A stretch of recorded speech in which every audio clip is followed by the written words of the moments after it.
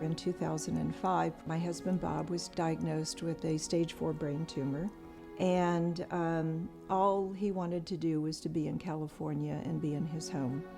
We were fortunate enough to have the Hospice of the Central Coast come and help us, and he really looked forward to those visits.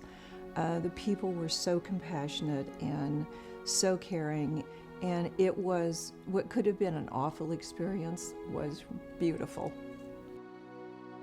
We'll never forget what they did for us. It was amazing.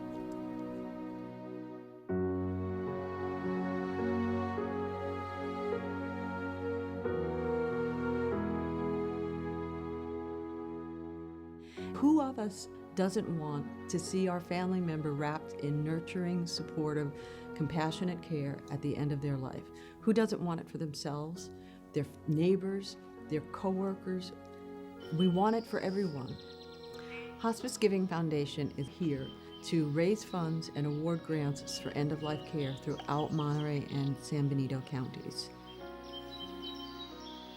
Hospice started in England, and then it came finally to the U.S. I mean, we were some of the first in the country, I think, to have hospice services available. It was in 1977. Jerry Rubin and a couple people thought that the peninsula really needed a hospice program. And they bought a house in Carmel Valley. It had 6 beds. And of course, they were full all the time. And so then the people started thinking, well, we got to build a bigger place. And there were a group of very committed people who, as time went on, thought it would be a great thing to build a bigger state-of-the-art facility so more and more people could receive that kind of care. So with some luck, they got this property to build this beautiful hospice house. And of course, named it the Westland House, and Helen was so involved. And she was just a fire plug who was a volunteer with the hospital. And then she became involved in the hospice program. But hospice, to be successful, is to be deliver services in the home. That's where the patient wants to be and the family wants to be, is in home. So when it became clear that the movement of hospice really supported in-home care, Hospice of the Central Coast went into conversation with Community Hospital. The leadership of the hospice program came to me and said, maybe our role should be more fundraising for hospice programs and not own and run the facilities. Maybe that should be something the hospital could think about doing. So somewhere about the mid-1990s, Community Hospital purchased the building, purchased the name Hospice of the Central Coast, and the services. This entity became Hospice Foundation, which we now call Hospice Giving Foundation. This beautiful building that was built, Westland House, still has a few beds for people who do need in-facility-based hospice care, but it also has multi-uses that allows rehabilitation services and things that meet the needs of the community. And Hospice Giving Foundation is providing grants to about 12 to 13 different organizations. We also support programs that work with some of the specialty illness, such as Alzheimer's. So it's a real commitment that we are going to ensure that the best of end-of-life services are available, and we're going to make sure that we take the greatest care with the donor dollars, which is why we're also really proud to be able to support Community Hospital in the way that we do.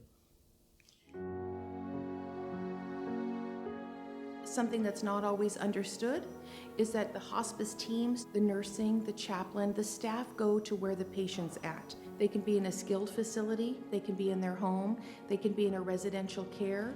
We have cared for somebody who's lived in a trailer in a church parking lot without running water. Quality of life and life expectancy increase when they go on hospice because they realize that they can still participate in their life. At the Hospice Giving Foundation, our mission is to help these agencies. I mean, they're doing angels' work, these folks that we're granting this money to.